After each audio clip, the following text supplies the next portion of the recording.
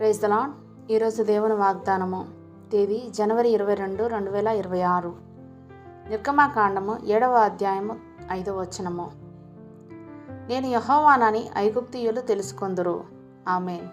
భక్తిహీనమైన ప్రపంచానికి బోధించడం చాలా కష్టం. యెహోవా అంటే ఎవరో ఐగుప్తు దేశానికి తెలియదు గనుకనే వాళ్ళు విగ్రహాలు పెట్టుకున్నారు. చివరికి వాళ్ళు యెహోవా ఎవడు అని కూడా అడిగారు. యెహోవా ఎవరో వారు తెలుసుకున్నా తెలుసుకోకపోయినా వారి గర్వపు హృదయాలను మాత్రం దేవుడు పగలగొట్టాడు.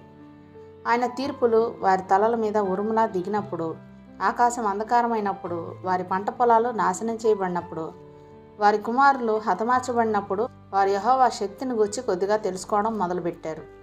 సత్యాన్ని సందేహించే వారి మోకాళ్ళు ఆయన సన్నిధిలో వంగేలా దేవుడు మరిన్ని సూచక్రియలు చేస్తాడు.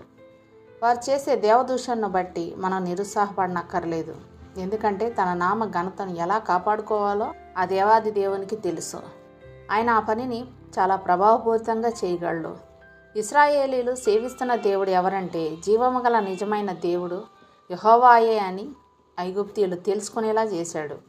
10 తెగుళ్ల మూలంగా ఏ ఒక్క ఇశ్రాయేలీయుడు చనిపోలేదు. తన ప్రజల రక్షణార్థమై ఆయన ఈ బలమైన కార్యం జరిగించాడు. ఆయన ఏర్పాటు చేసుకున్న ఇశ్రాయేలు ప్రజల్లో ఏ ఒక్కరు కూడా ఎర్ర సముద్రంలో మునిగిపోలేదు. అప్పుడు ఐగుప్తీయులు యెహోవాయే దేవుడు అని తెలుసుకున్నారు. ఆ విధంగానే ఇప్పుడు కూడా మూర్ఖులైన శత్రువులంతా నిజ విశ్వాసుల విషయంలో జరిగిన రక్షణ కార్యం చూసి యెహోవాయే దేవుడని తెలుసుకుంటారు. ఆయన పరిశుద్ధాత్మ ద్వారా సువార్త ప్రకటన మూలంగా ఆయన ఒప్పుదల శక్తి ముందుగా వెళ్ళి సర్వదేశాలు యేసుక్రీస్తు నామంలో వంగేటట్టుగాను ఆయన్ను ప్రభువా అని పిలిచేటట్టుగాను చేస్తుంది. దేవుడిచ్చిన ఈ వాగ్దానాన్ని స్వతంత్రించుకొని ఆయనకి కృతజ్ఞతాస్తుతులు చెల్లించుకుందాం. అట్టి కృపా ధన్యత దేవుడు మనకు అనుగ్రహించును గాక. ఆమేన్.